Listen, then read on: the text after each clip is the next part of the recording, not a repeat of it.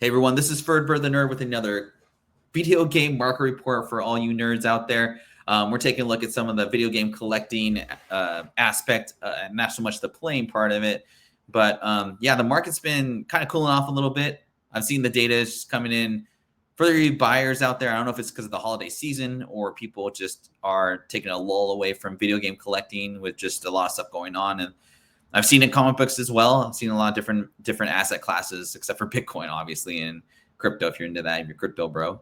Anyway, if you do like this video, hit that like button, subscribe. I'll keep trying to do these as much as I can. We're at 831 subscribers.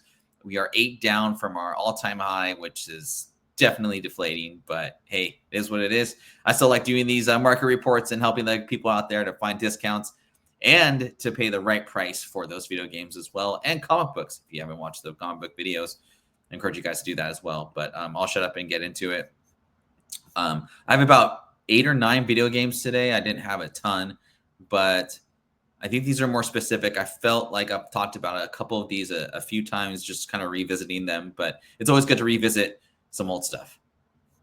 First and foremost, Street Fighter 2 from the SNES system. This is overprinted like by a ton. There's probably 20 million copies of this video game. But I think when I think of this game, it's like the spawn of the NES games. If you get that reference, I think you understand what I mean by this. But this is probably the first SNES game I ever bought. $81.99 for a CIB. I don't know how much sealeds go for. Sealeds probably go for a lot more just because there wasn't that many of them out there, and you're probably finding a warehouse find of some small video game store or whatever. But I thought $81.99 for the one I did see was a pretty fair conditioned video game.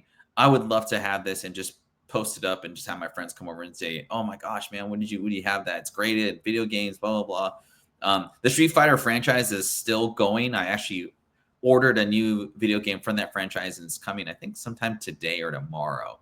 But Capcom's still going strong. They just can't figure out their streaming or live action stuff. Silent Hill 3. Now, you guys know, if you've watched my previous videos, that horror really sells. It sells very, very well. And I think it has a long-term hold on the genre and the collectability of video games. I think for a couple of things, and this is the first time you're watching our videos or my videos, the main thing is that there's not a lot of them out there, especially if you go on the PS2s, even the PS1s. There wasn't that many printed just because, like, who wants to play a horror video game? Not many kids do. And I think these, obviously these franchises, they correlate very well to the big screen as well. Resident Evil and Silent Hill 3, like we're talking about here. I think it's worth it to get this in CIB. There's not that many PS2 games that are worth it to get in CIB, but this one I think is. 9.8 seal sold for $810. That's a lot of money. 23 bits for that bad boy. The cover art is beautiful for this. I think out of all of the Silent Hill games, this one probably has the best cover as far as art's concerned. I'm not really banking on like the movies being, revisiting the movies kind of like Resident Evil does, but just a collectible series, and everybody knows what Silent Hill is. And 810, 9.8 seal, that's very healthy for a PS2 game. This is kind of my rarity, or kind of my long-term look for the week. So evidently this is a rare video game, but there aren't a ton of sales that compensate for that. $20 for a sealed copy. I'm really not sure if this is worth investing in particularly. Garfield's a fabled, character in cartoons, especially for us Gen Xers or millennials as well. But I think for $20 for a sealed copy for PS2 games specifically, you can't go wrong with this. And according to the data out there, it's pretty rare, quote unquote, for a video game. 1 million copies, I guess.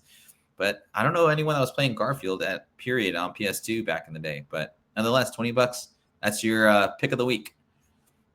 The Switch Final Fantasy Collection. I don't know if this is the actual artwork for the Final Fantasy Collection on the Switch, but $80 for the Switch game. I know that the revamp, I think of 6 is coming out, which is like 3 in America. Go figure. Which is evidently the best story, best role-playing game, best blah, blah, blah for any Final Fantasy game of all time. Personally, I think it's Final Fantasy VII. If you guys know me, I never go against that. I think this hits a lot of collectors for the long term, just because it is a Final Fantasy game. They're still making Final Fantasies. There's a stupid online Final Fantasy that's still going on. There's never going to be a Final Fantasy, if you will. But $80 for a Switch game, I think that's so really healthy, and it shows that these reprints can go for a pretty penny. I think that's the best kind of system to play Final Fantasy VI on. Probably want to play it on the big screen just because it doesn't have the graphics to really uphold to that. But I think it's perfect for a Switch, and that's probably why it goes for so much on the Switch as well. The Nightfall, $51 for a sealed version of this. I could see this being like some crazy, like, oh, you got to get this game, whatever. Some YouTuber is going to make a video out of it. I just thought the cover was super creepy. It had vibes of The Rain. If you guys haven't watched The Rain, one of the greatest horror movies of all time. And it's, horror sexy, man. Everyone likes horror. I don't really know what $51 for a PS4 game. That's pretty high, I would say. I don't know the print run on this, but it's horror. And a lot of the video games I'm talking about today emphasize on horror.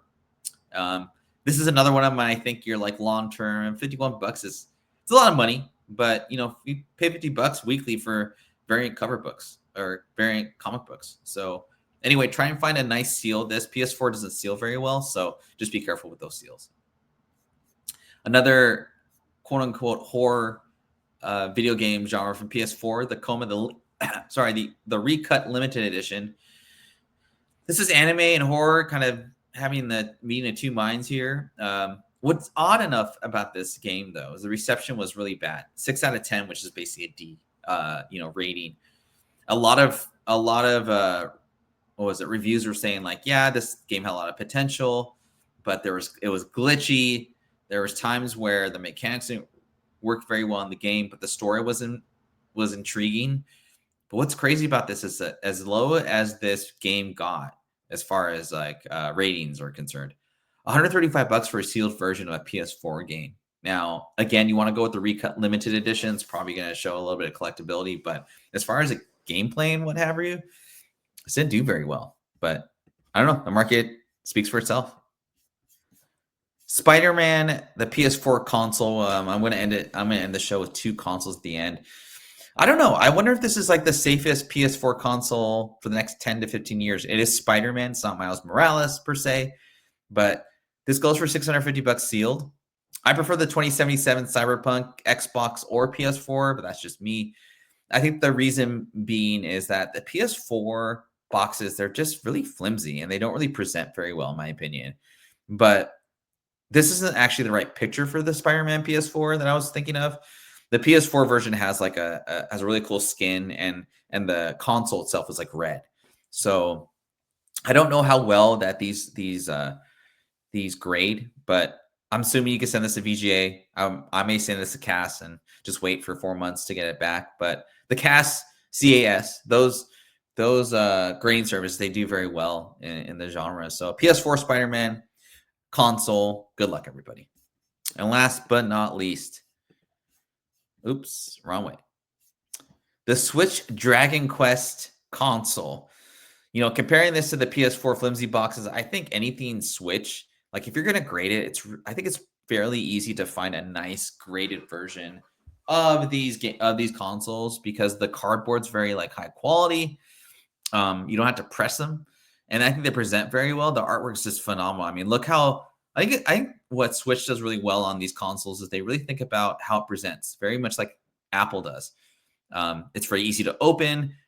Even when you open it, it's still very clean. And the way that they have like on the cover there, it's very emphasized as to what the console is going to look like, the controller, what bonuses stuff are inside. I mean, I literally don't have to open this and know what's inside. And then when you open the console, it just presents really well. I mean, good for Nintendo to really present something very alluring to the eye when you are looking at it. So I think this just helps the value of Switch consoles in the future.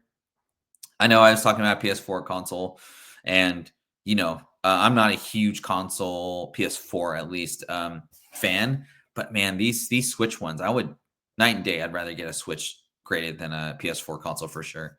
So that's it for today. If you guys could again hit that like button for me, subscribe, tell all your friends. That's how the algorithm works, I guess. I'm not AI, I promise, no person. But I do appreciate you guys watching, keeping up with the channel, and let's get the subscribers up. Let's get to 1,000. Who knows? One day maybe we'll get monetized and come back soon. All right, you all take care. Have a great day. I'll see you next week.